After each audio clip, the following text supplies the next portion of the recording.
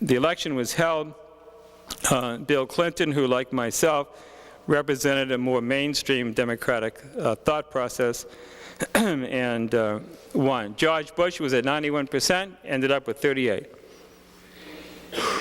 And the irony is that if he had been less concerned about keeping the 91 and told people the truth, he would have been reelected. So there's a kind of Darwinian justice to all of this, that being more concerned about your own politics than where the country's going eventually became understood. And what happened in the election was, for the first time, the deficit became an issue.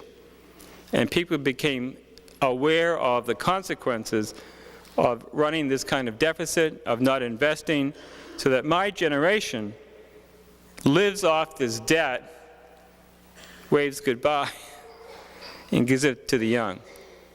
And your generation's going to have to pay the bills.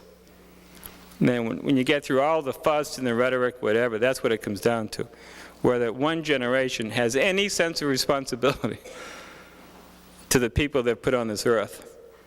And when you look at the numbers on entitlements, of deficit, of the lack of investment, of job opportunities, that, as Ken pointed out, my generation leaves you less.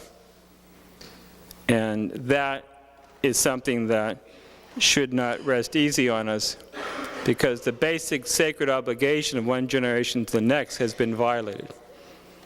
And that, in essence, is why I ran. I'm glad that I did. I got to know this country and got to make, hopefully, some good friends, and